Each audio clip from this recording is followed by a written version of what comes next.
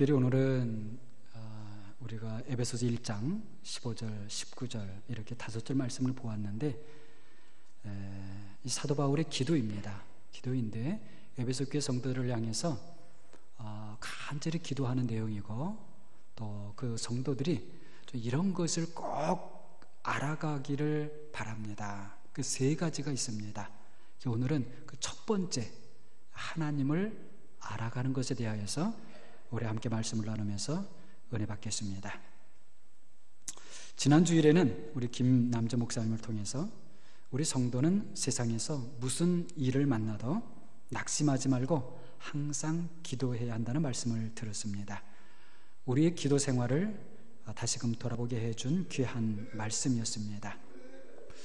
말씀드린 대로 오늘은 우리 하나님을 깊이 알아가는 것에 대해 말씀을 나누면서 함께 은혜 받는 시간 같습니다. 우리 성도들이 하나님을 더 깊이 알아가야 할 필요가 있을까요? 한번 이런 질문을 먼저 던져봅니다. 하나님을 지금 우리가 알고 있는 정도로만 안다고 해서 구원을 못 받는 것입니까? 그것은 아닙니다. 그래서 어떤 사람은 하나님을 더 아는 일에 관심을 별로 갖지 않으려고 합니다. 그러나 우리가 하나님을 더 깊이 알아가는데 바로 그 성도됨의 본성, 본질이 거기에 있는 것입니다. 다른 말로 하면 예수님을 믿고 성도가 된 사람은 하나님을 더 깊이 알아가고 싶은 마음이 자연스럽게 생긴다는 것입니다. 그것은 내가 하는 것이 아니라 내 속에 거하시는 성령님께서 그렇게 하시기 때문입니다. 고린도전서 2장 10절 말씀을 보게 되면 이렇습니다. 오직 하나님이 성령으로 이것을 우리에게 보이셨으니 성령은 모든 것 곧 하나님의 깊은 것까지도 통달하시느니라. 자, 성령님은 모든 것 곧 무엇까지도 다 아신다고요? 하나님의 깊은 것까지도 다 아신다고 했습니다. 자, 여러분 한번 생각해 보시기 바랍니다. 자, 여러분 안에 성령님이 계시죠? 믿습니까? 우리가 예수를 믿을 때 성령님이 거하시는 거예요. 자, 내 안에 성령님이 계셔요. 그런데 그 성령님은 하나님의 깊은 것까지도 알고 계십니다. 자, 그런데 나는 아직 하나님에 대해서 모르는 게 많지요? 그렇습니까? 안 그렇습니까? 나는 하나님을 다 압니다. 그런 사람 있어요? 없지요? 자, 잘 들으세요. 나와 함께 계시는 성령님은 하나님의 깊은 것까지도 다 통달하셔요. 그러나 나는 하나님을 잘 몰라요. 그러면 성령님께서 우리에 대하여 먼저 어떻게 하시겠습니까? 하나님에 대하여 가르쳐주고 싶어 하지 않으실까요? 우리 사람들 사이에도 좋은 것을 나는 알고 있는데 친한 친구가 모르고 있으면 어떻게 하겠습니까? 가르쳐주고 싶어요? 안 가르쳐주고 싶어요? 안 가르쳐주고 싶으면 친한 친구예요? 아니에요? 아니죠. 친한 친구면 그것을 알아서 유익하다면 가르쳐주는 거예요. 또 가르쳐주고 싶은 겁니다. 서로 모르는 사이라면 그럴 필요가 없겠죠. 자, 그러나 친구 사이라면 다른 친구가 알아야 할 것을 모르고 있을 때에 그것을 가르쳐주고 싶은 것이 지극히 정상이란 말입니다. 마찬가지로 우리 안에 계시는 성령님께서 우리에게 하나님을 가르쳐주고 싶어 하신다는 말입니다. 이해가 되십니까? 그러면 나와 함께 계시는 성령님이 그렇게 하실 때에 우리 마음이 어떻게 되겠습니까? 영향을 받을까요? 안 받을까요? 아니, 내가 믿을 만한 친구가 나는 모르는데 그걸 가르쳐주면 그걸 알고 싶은 게 자연스럽죠? 신뢰하는 친구가 가르쳐 주는데도 나는 몰라. 그럼 그 역시 자기가 그 사람과 친한 친구가 아니라는 거겠죠. 그러니까 무슨 말이냐면 성령님께서 우리에게 하나님에 대해서 더 가르쳐 주고 싶은 마음이 생기게 되는 것이 정상이겠고, 그것에 따라 우리는 영향을 받아서 하나님을 더 알고 싶어지게 되는 것입니다. 성도인 우리 마음에 나는 하나님을 더 알고 싶지 않다, 그렇다면 둘 중에 하나예요. 성령님이 어떻게 해요? 떠나셨든지, 아니면 성령님의 소리를 내가 마음의 문을 닫아 버리고 있는 상태라는 겁니다. 둘 중에 하나예요. 에베소서 4장 30절입니다. 하나님의 성령을 근심하게 하지 말라. 그 안에서 너희가 구원의 날까지 인치심을 받았느니라. 누구를 근심하게 하지 말라요? 성령을 근심하게 하지 말라. 부모에게도 근심이 되는 자녀가 있다면 참 불쌍한 사람이죠. 쟤는 늘 부모의 걱정거리야. 부모를 근심하게 하는 사람이야. 얼마나 불쌍한 사람이에요. 하물며 하나님의 성령을 근심하게 하는 성도라면 더 불쌍한 사람이 되는 것이죠. 자, 그러면은 성령님께서 우리에게 하나님을 더 깊이 알게 해주려는 뜻, 이유가 무엇이겠습니까? 왜 그럴까요? 그것은 우리 자신들을 위해서 그런 것입니다. 성령님께서 너는 모르고 있는데 나는 이만큼 하나님을 알고 있어, 그것을 자랑하기 위해서가 아니에요. 그렇겠죠? 성령님이 자기를 자랑하는 분입니까? 여러분 어때요? 아니죠. 성령님은 오히려 자신을 우리에게 하나도 나타내 보이지 않으면서도 누구만을 우리에게 증거해 주셔요? 예수님만을. 어떻게 생각해 보면 예수님과 하나님의 아들과 성령님은 하나님 아버지 앞에서 라이벌 관계라고도 할 수 있잖아요. 좀 죄송스러운 표현인데, 그러나 성령님은 아니에요. 자신을 완전히 우리에게 감추시면서도 예수님만을 증거해 주셔요. 그런 성령님이 하나님을 우리에게 가르쳐 준 걸 내가 이만큼 알고 있다는 걸 자랑하기 위해서가 아니라는 거예요. 그렇다면 우리의 유익을 위한 것이죠. 하나님을 알아가는 만큼 그것이 우리에게 복이고 유익한 것입니다. 그렇기 때문에 우리가 더 많은 복을 받고 유익한 삶을 살아가려면 어떻게 해야 합니까? 하나님을 더 많이 알아가야 하는 것이죠. 그러나 하나님을 더 많이 깊이 알아가는 것도 내 생각대로, 내 방법대로 하면 안 되는 것입니다. 그것조차도 성령님의 인도를 받아야 하는 것입니다. 자, 먼저 우리가 성령님의 인도를 받으면서, 그러니까 보세요. 성령님께서 우리에게 하나님을 가르쳐 주고 싶어 하시고 우리는 그걸 영향을 받아서 하나님을 알고 싶어 할 때에 그 다음에도 계속 누구의 인도를 받아야 되냐면 성령님의 인도를 받아야 되는 거예요. 내 생각대로, 내 방법대로만 안 되는 것입니다. 그런데 성령님의 방법대로가 아닌 것, 그래서 우리가 조심해야 될 것을 먼저 좀 살펴봅니다. 그 중에 첫째이면서 우리가 제일 조심해야 할 것은 하나님과 세상을 분리하면 안 됩니다. 이것은 성령의 방법이 아니에요. 무슨 말씀인가 하면 하나님을 알아가는 것이 세상과 내가 담쌓고 사는 것이 되면 안 된다는 것입니다. 어떤 사람들은 하나님을 아는 것이 세상을 사는 것과 상관없는 것으로 생각을 합니다. 그래서 하나님을 더 많이 알려주는 비밀이 있다는 사람이나 그런 단체의 유혹을 받아요. 그리고는 그런 사람을 따라가느라고, 그런 단체를 찾아가느라고 가정도 소홀히 하고, 어떨 때는 가정을 버려요. 직장도 버립니다.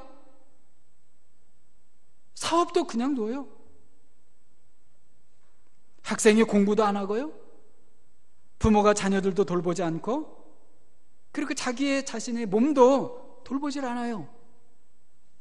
여러분, 이런 것들은 다 잘못된 것입니다.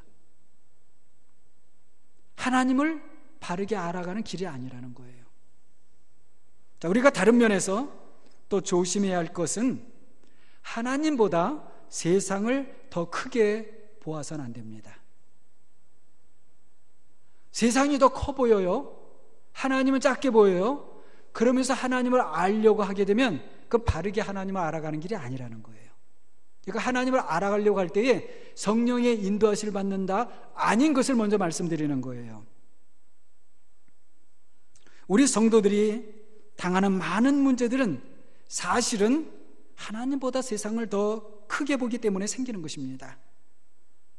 믿음은 보이는 것을 따르는 것이 아니라 보이지 않는 것을 따르는 것입니다. 그래서 어떤 면에서는 참 어려워요. 자, 보십시오. 우리에게 세상은 뭡니까? 보여요, 안 보여요? 세상은 보이는 것이죠. 그러면 하나님은요? 하나님은 보여요, 안 보여요? 보이지 않는 분이죠.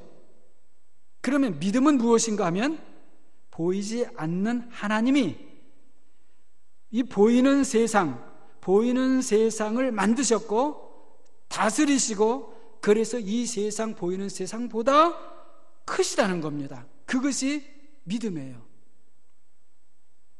이 믿음을 가지고 나아갈 때 하나님을 알게 된다는 거예요.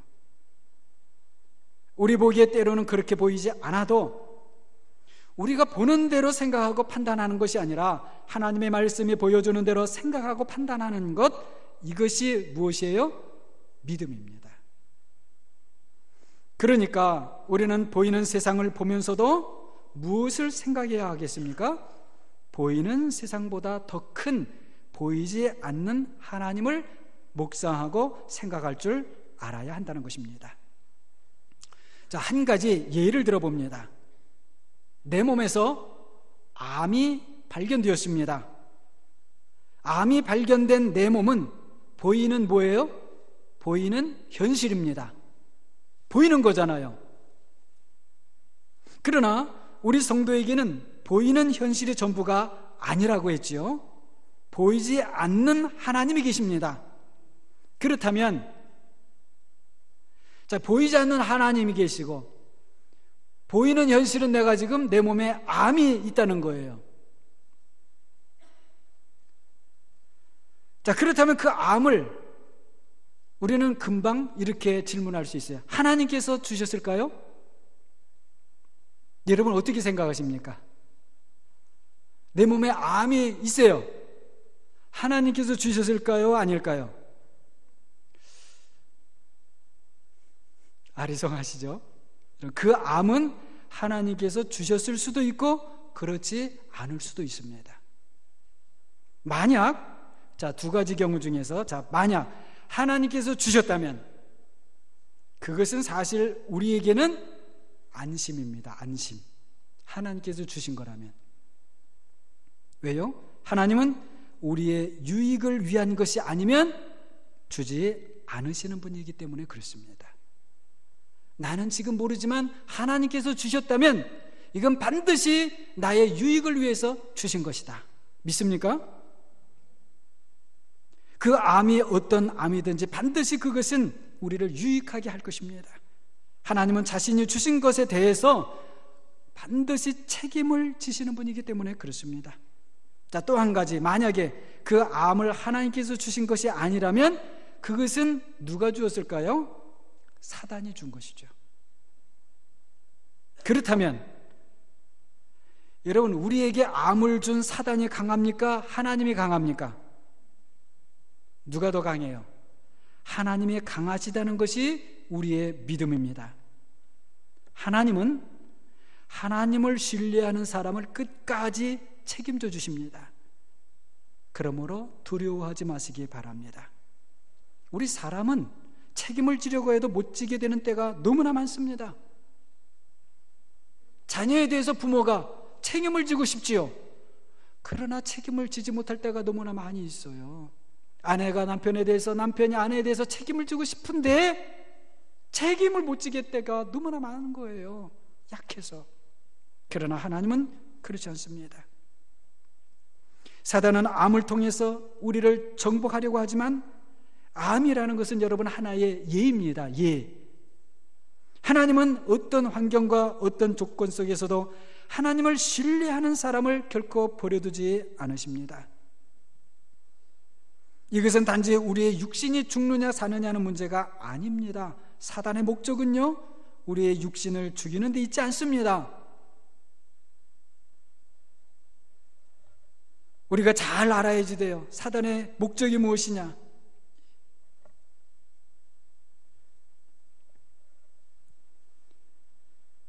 사단이 주는 육신의 두려움에 지지 마시고 끝까지 하나님을 신뢰함으로 하나님의 구원 안에 머무르는 사랑하는 여러분이 다 되시기를 바랍니다. 자, 말씀드렸듯이 우리가 하나님을 알아가되 우리의 생각대로 우리의 방법대로 하면 안 된다고 했습니다. 잘못 간다고 했죠. 그러면 어떻게 해야 하는가? 자, 오늘 본문 말씀을 좀 다시 봅니다. 17절입니다.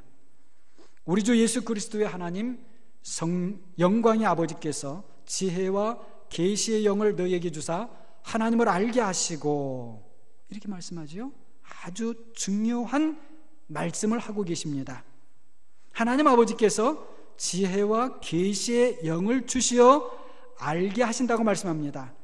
다시 말씀을 드리면 지혜와 계시의 영이 뭐예요? 성령님이죠. 그러므로 성령님의 인도를 받아 하나님을 알게 해 주옵소서, 이렇게 되는 것입니다. 이렇게 되어야 하나님을 알아가는 것이 우리에게 복이 되고 유익이 되는 것입니다. 여러분, 자 한번 보세요. 우리 안에 계신 성령님께서 하나님을 가르쳐주고 싶어 하신다고 했죠. 그래서 우리 마음이 어떻게 된다고 했어요? 하나님을 더 깊이 알고 싶은 마음이 생기는 것입니다. 이런 마음이 우리에게 생길 때에 다시 어떻게 해야 됩니까? 성령님의 인도를 받아야 한다는 것이죠. 성령님이 우리를 인도하시는 방법은 첫째가 무엇인가? 어떻게 보면 첫째뿐이 아니고요, 첫째도 둘째도 셋째도, 첫째부터 마지막까지 무엇인가? 하나님의 말씀입니다. 그러니까 말씀으로, 하나님의 말씀으로 우리에게 하나님을 알게 해 주신다는 것이죠. 그렇다면 성령으로 하나님을 알고 싶어 하는 사람은 자연스럽게 어디로 가게 되어 있습니까? 어디로 가게 되어 있어요? 하나님의 말씀으로 가게 되어 있다는 거예요. 말씀으로. 그래서 말씀 듣는 것이 좋아지게 되고요, 말씀을 배우는 것이 재미있게 되고, 말씀을 알아가면서 새로운 힘이 생기게 됩니다. 말씀을 알아가면 알아갈수록 신기하게도 전에 몰랐던 하나님을 새롭게 알아가게 되고, 인생도 달라 보이고 자신에 대해서도 전에 없던 변화가 일어나는 것을 알게 됩니다. 부정적이었던 마음이 나도 모르게 긍정적으로 변화가 되고, 우울했던 마음이 밝은 빛 가운데 거하는 같아지고, 삶에 늘 의욕이 안 생기고 했는데요, 생활에 의욕이 생겨요. 일하고 싶어요. 직장에 나가고 싶어요. 공부하고 싶어요. 사업을 막 더 잘 운영하고 싶어요. 다른 사람과의 관계도 신기하게 더 원만하고 좋아지게 되고요. 그리고 누가 자존심을 상하게 해도 전에처럼 그것이 그렇게 상처가 안 돼요. 전에는 이 정도까지 오면 막 미워하는 마음이 생겼는데, 그래서 이번에도 미워하는 마음이 생겨야 되는데 반대로 불쌍하게 생각하는 마음이 생기고요. 뭐예요? 변화가 생긴단 말이죠. 말씀을 통해서 하나님을 점점 더 알아가는 사람의 모습들인 것입니다. 자, 이렇게 말씀을 통해서, 하나님의 말씀을 통해서 성령으로 하나님을 알아가는 사람은, 자, 어떤 사람이라고 말할 수 있을까요? 몇 가지로 여러분에게 이런 사람입니다 말씀드릴 수 있는 것이 있어요. 첫째는 하나님과 동행하는 사람이라고 말할 수 있습니다. 여러분, 왜 하나님과 동행하는 사람이 되겠어요? 하나님이 어떤 분인지를 점점 알게 되니까 하나님과 동행하지 않을 수 없게 되는 겁니다. 하나님이 우주 만물을 창조하신 분입니다. 하나님이 사람을 만드시고 나도 만드신 분이시죠. 하나님이 모든 자연 만물과 세상을 주관하시는 분이시죠. 이런 하나님을 알아가면 알아갈수록 어떻게 그 하나님과 동행하지 않을 수 있겠는가 하는 것입니다. 그러니까 반대로 말하면 하나님과 동행하는 삶을 살지 않는 사람은 아직도 하나님이 어떤 분인지를 잘 모르는 거예요. 그저 우리 생활 속에서 조금만, 그리고 어떤 분야에서만 하나님과 동행하는 삶을 사는 사람은 그것만큼밖에 하나님을 모르기 때문에 그런 것입니다. 하나님을 알아가면 갈수록 그만큼 더 하나님과 동행하는 삶을 살지 않을 수가 없다는 것이에요. 창세기 5장을 보게 되면 하나님과 동행하는 삶을 살았던 에녹 나옵니다. 그 창세기 5장 21절부터 말씀을 보게 되면 이렇습니다. 자, 한번 들어보시기 바랍니다. 한번 보시고요. 에녹은 65세에 무드셀라를 낳았고, 무드셀라를 낳은 후 300년을 하나님과 동행하며 자녀들을 낳았으며, 그는 365세를 살았더라. 에녹이 하나님과 동행하더니 하나님이 그를 데려가심으로 세상에 있지 아니하였더라. 에녹은 우리처럼 세상을 평범하게 사는 사람이었습니다. 자녀들을 낳고 그 낳은 자녀들을 기르고 또 자신과 그 가족들이 먹고 살기 위해서 일하면서 사는 우리와 같은 평범한 사람이었습니다. 그런데 무드셀라를 낳고 어떤 사건이 있었는지 성경은 기록하고 있지 않지만 그 이후로는 한결같이 하나님과 동행하며 살았습니다. 이런 에녹에 대해서 신약 성경을 보게 되면 히브리서의 기자가 그는 옮겨지기 전에 하나님을 기쁘시게 하는 자라는 증거를 받았다, 그렇게 기록하고 있습니다. 저는 이 에녹을 보면서 나도 저렇게 하나님과 동행하는 삶을 살아야 하는데 그런 생각을 많이 하게 됩니다.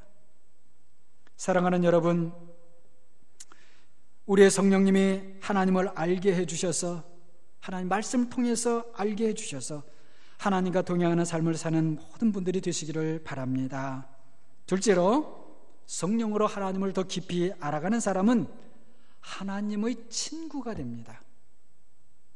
하나님과 친해진다는 거예요. 그것도 하나님을 알아가는 것만큼 점점점 더 친한 친구가 되어갑니다. 어떤 사람은 하나님 말씀, 성경에 대해서 너무 잘 알아요. 성경 이야기 많이 합니다. 하나님도 이렇다 하나님을 많이 안다고 그렇게 이야기를 하는데 정작 본인이 하나님과 친하지가 않아요. 하나님과 친하다는 사람인 것을 느낄 수가 없어요. 그런 사람은 하나님을 알아가는 사람이 아닙니다. 하나님을 알아가는 사람을 만나면 그 사람 통해서 이 사람이 정말 이 사람은 하나님과 친한 관계라는 것이 느껴지게 돼 있어요.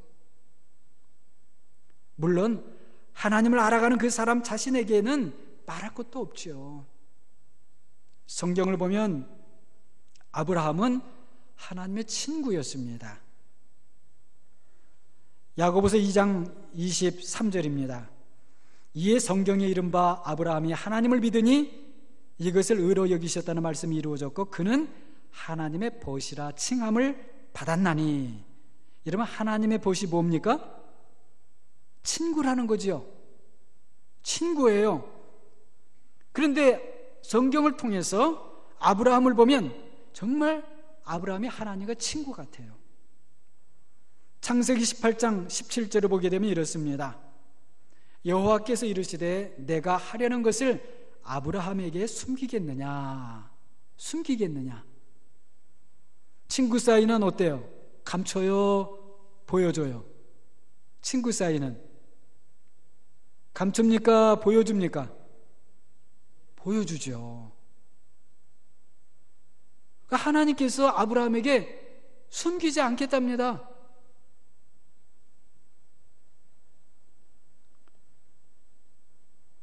여러분, 부모에게 말 못하는 것도 때론 친구에게 다 말하지 않아요? 친구에게는 안 숨기죠. 그러면 하나님께서 아브라함에게 숨기지 않겠다고 하신 것이 무엇인가 하면, 소돔과 고모라를 하나님께서, 이 소돔과 고모라가 너무 하나님의 이 죄로 너무나 가득 차서 하나님께 심판하시겠다는 거였어요. 불로 심판하겠다. 그런데 그 같은 장 창세기 18장 23절을 보게 되면 참 아주 묘한 표현이 나옵니다. 뭐냐면, 아브라함이 여호와께 가까이 가서 주께서 의인을 악인과 함께 멸하려 하십니까? 이렇게 묻습니다. 말씀드린 대로 아주 묘한 표현이 거기 나옵니다. 뭐냐면, 아브라함이 하나님께 어떻게 가요? 어떻게? 가까이 갑니다. 하나님께 가까이 간대요. 하나님 보이지도 않는데 하나님께 가까이 간대요. 여러분, 하나님께 가까이 가고 싶지 않습니까? 보이지 않는 하나님이시지만 아브라함처럼 하나님께 가까이 가는 여러분 되시기 바랍니다. 여러분이 친구 사이는 가까이 갈 수 있는 거 아니에요. 만일에 가까이 갈 수 없다면 그 서로 안다고 해도 친구 사이는 아니죠. 그냥 이름만 알고 그냥 그런 관계죠.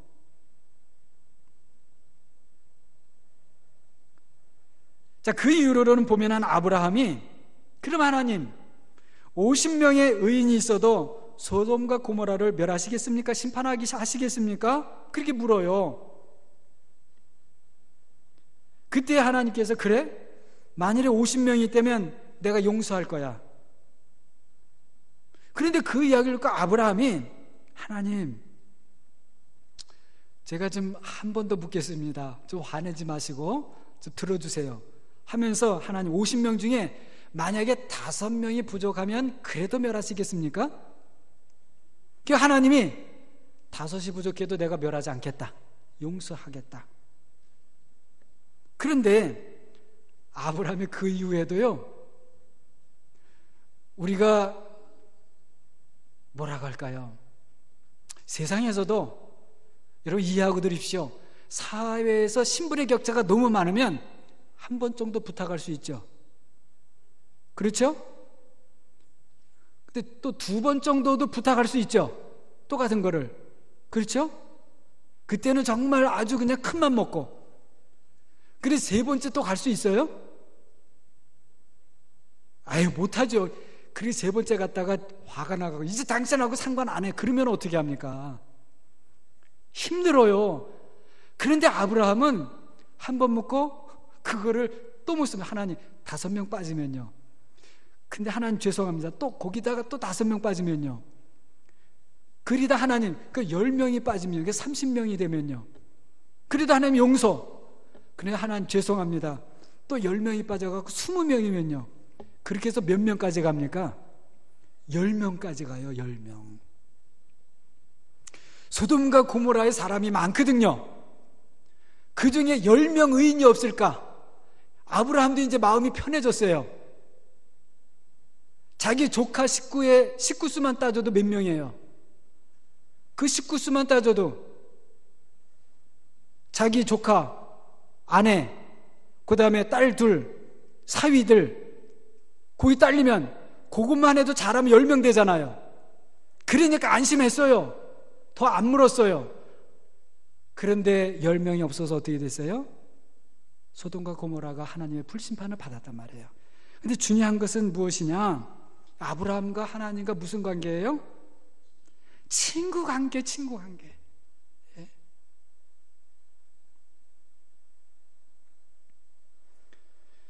어떻게 아브라함이 그런 하나님과 친구가 될 수 있었습니까? 아브라함이 하나님을 깊이 삶 속에서 알아갔기 때문입니다. 아브라함처럼 하나님과 친구가 되는 사랑하는 여러분이 모두 되시기를 바랍니다. 그러나 조심합시다. 세상과 친구가 되는 사람은 하나님과는 원수가 되는 것입니다. 야고보서 4장 4절입니다. 가늠한 여인들아, 세상과 벗된 것이 하나님과 원수됨을 알지 못하느냐? 그런즉 누구든지 세상과 벗이 되고자 하는 자는 스스로 하나님과 원수되는 것이니라. 여러분, 대신에 하나님을 가까이 하는 사람은 하나님께서도 가까이 하십니다. 친구가 되어주신다는 말씀입니다. 야고보서 4장 8절입니다. 하나님을 가까이 하라. 그리하면 너희를 어떻게 해요? 가까이 하시리라. 믿습니까? 마지막으로 하나님을 더 깊이 알아가는 사람은 하나님을 닮아가는 사람입니다. 자, 그럼 따라해 볼까요? 하나님을 닮아가는 사람. 자, 반대로 말하면 하나님을 닮아가지 않는 사람은 하나님을 아는 사람이라는 거예요, 모르는 사람이라는 거예요. 아무리 입으로 내가 하나님을 알아요, 성경을 알아요, 말씀을 알아요 해도 하나님을 아는 사람이 아니에요. 하나님을 알아가는 사람은 하나님을 닮아가게 되어 있습니다. 에베소서 5장 1절입니다. 그러므로 사랑을 받는 자녀같이 너희는 하나님을 어떻게 하라고요? 본받는 자가 되고, 그리스도를 닮은 사람을 말하는 것입니다. 여러분, 부부는 어때요? 닮아가지요? 한 20년 30년 살았는데도 여전히 안 닮아가고 있다. 좀 문제가 있어요. 근데 부부는요 닮아가요. 신기하게. 더 신기하게는요 싸우면서도 닮아가요. 싸우면서도 닮아가요.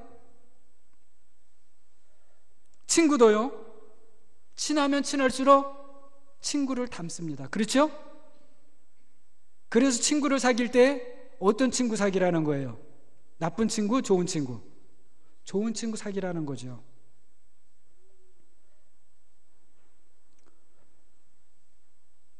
하나님을 닮은 사람은 그리고 하나님처럼 삽니다. 그렇게 했어요? 안 그렇게 했어요? 하나님을 닮았는데 하나님처럼 살아요? 안 살아요? 하나님처럼 사는 거예요. 사랑하면서 삽니다. 베풀고 너그러운 마음으로 삽니다. 불의를 싫어하고 의인들을 좋아합니다. 여러분, 하나님처럼 사는 것처럼 복된 것이 없는 줄 믿으시기 바랍니다.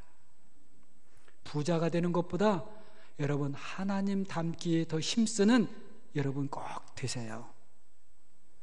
하나님을 안다고 하나님의 말씀을 이야기하면서도 생활 속에서 하나님과 동행하지 않고, 그리고 하나님과 친근함도 없고 하나님을 닮아가지 않는 사람이 있다면 이런 사람들은 조심하시기 바랍니다.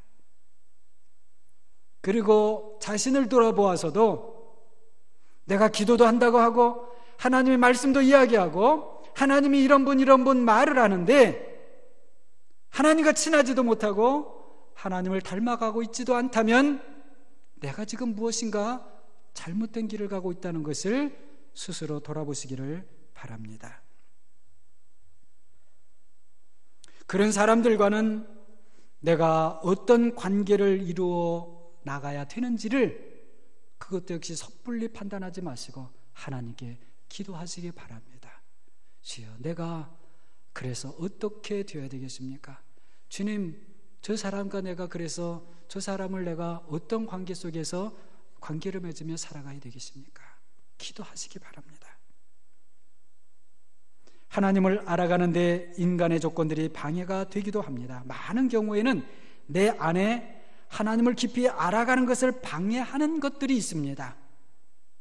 그리고 많은 경우 내 자신도 그것이 무엇인지 정확하게 알지 못합니다. 다만 내 안에 무엇인가가 있어서 하나님을 알아가는데 방해가 되고 있다는 느낌만 있을 뿐인 경우가 많이 있습니다. 하나님께 치유와 회복을 위해서 기도하시기 바랍니다. 우리에게 믿음이 있다면 하나님이 반드시 도와주십니다. 때로는 외부적인 조건일 때도 있습니다. 그것을 위해서도 기도하시기 바랍니다. 하나님께서 우리에게 감당치 못할 시험 당하는 것을 허락하지 아니하시고 우리가 시험 당할 때에 피할 길을 주시고 이길 힘을 주십니다. 오늘 말씀처럼 성령으로, 오직 성령으로 하나님을 더 깊이 알아가시면서 하나님의 복된 삶, 모든 사람에게 유익함이 넘치는 삶을 살아가시는 사랑하는 여러분 모두가 되시기를 주님의 이름으로 축원합니다. 기도하겠습니다. 사랑해 주님,